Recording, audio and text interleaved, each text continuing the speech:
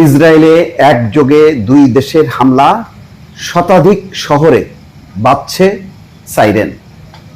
দর্শক বুঝতেই পারছেন যে ইরান একটা মরণ কামড় দিছে ইসরায়েলে, যার জন্য শুধু ইসরায়েল না, আরো একটি দেশে হামলা চালাইছে এবং জোরদার, শতাধিক শহরে বাজছে সাইরেন। তার মানে 100-র উপরে শহর মনে করছে এই বুঝি ইরানের ক্ষেপণাস্ত্র এসে পড়ল। নতুন ধাপের অভিযান শুরু করেছে ইরানের বিপ্লবী গার্ড বাহিনী IRGC। গোষ্ঠীটির সঙ্গে এই হামলায় যোগ দিয়েছে লেবাননের প্রতিরোধ যোদ্ধা হিজবুল্লাহ। দুই পক্ষের যৌথ হামলায় ইসরায়েলের শতাধিক শহরে সাইরেন বাজতে শোনা গেছে। এটির দরকার ছিল, কারণ ইসরায়েল যেভাবে মানে এক বছরের উপর ওইদিকে ফিলিস্তিন, গাজা, লেবানন যেভাবে তছনছ করছে, সেখানে তারা অক্ষত থেকে গেছে। এখন তারা কিন্তু নিজেরাই ফাঁদে ধরা দিছে, কারণ 28শে ফেব্রুয়ারি তারাই যুদ্ধ শুরু করছে। ফলে এখন ইসরায়েলের উপর হামলাকে কেউ বলবে না যে এটা অন্যায় করা হচ্ছে, বরং একটা সমুচিত জবাব হিসেবেই সবাই বিবেচনা করছে। ইসরায়েলি গণমাধ্যমগুলো জানিয়েছে, উত্তর ইসরায়েলে ইরানি হামলার সঙ্গে একই সময় হিজবুল্লাহ রকেট হামলা চালিয়েছে। এর ফলে 100টির বেশি শহরে সাইরেন বেজে ওঠে।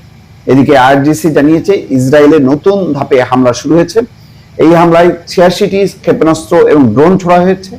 সানডে ডন বা রোববার ভোর নামক এই অভিযানে ইরাকের ভিক্টোরিয়া, কুয়েতের আরিফজান এবং সৌদি আরবের আল খরজের প্রিন্স সুলতান বিমান ঘাঁটিকেও নিশানা করা হয়েছে। তার মানে ইসরায়েল ছাড়াও সৌদি আরব এবং কাতার, সেগুলো নিশানা করা হয়েছে।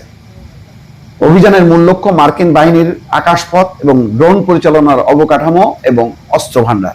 হাজার হাজার যেখানে মধ্যপ্রাচ্যে জড়ো করছে সৈন্য, সেখানে ইরান তো বসে থাকবে না। ইরান জানে যে এই সৈন্য জড়ো হওয়ার উদ্দেশ্যটা কি, কারণ ইরানকে সাপোর্ট করছে রাশিয়া, চীন। তাদের গোয়েন্দা সূত্রগুলো নিশ্চয়ই নিশ্চিত করেছে যে চূড়ান্ত হামলা আগেই তোমরা হামলা শুরু করে দাও। হয়তো সেটাই হচ্ছে। IRGCর বিবৃতিতে বলা হচ্ছে, ইসরায়েলের আরব, নেগেভ, তেল আবিব, এরাবিল, বাহরাইনে অবস্থিত মার্কিন 5ম নৌবহর এবং আবুধাবির আল দাফরা সহ বিভিন্ন এলাকায় এই হামলা চালানো হয়েছে। এসব হামলার মূল লক্ষ্য মার্কিন এবং ইসরায়েলি বাহিনীর গোপন আস্তানা।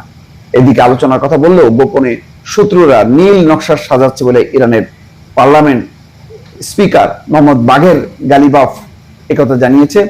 ইরান যুক্তরাষ্ট্র সংঘাতের 30 দিন পূর্তি উপলক্ষে তিনি এই কথা বলেন। রোববার আল জাজিরার এক প্রতিবেদনে এই কথা বলেন। তার মানে উদ্দেশ্যটা হলো এই যে ব্যাপক হামলা চালাবে, এদিকে আলোচনা ভাব রাখবে, এবং আলোচনা টেবিলে ইরান যদি এসে যাতে বলে যে আমাদেরকে এবার মাফ করে দাও। এইরকম একটা পরিস্থিতির জন্য ওই পাকিস্তানে 4 দেশের পররাষ্ট্রমন্ত্রীরা যখন 4 দিনের আলোচনা শুরু করছে, ঠিক সেই সময় এই ঘটনাগুলো ঘটতেছে। তারা মধ্যপ্রাচ্যে হাজার হাজার সৈন্য জড়ো করতেছে। যেখানে আরো সৈন্য সামন্ত উইথড্র করবে, সেখানে সৈন্য জড়ো করার মেসেজ পরিষ্কার ইরানের কাছে। সেই কারণে ইরান নতুন মাত্রায় হামলা শুরু করছে।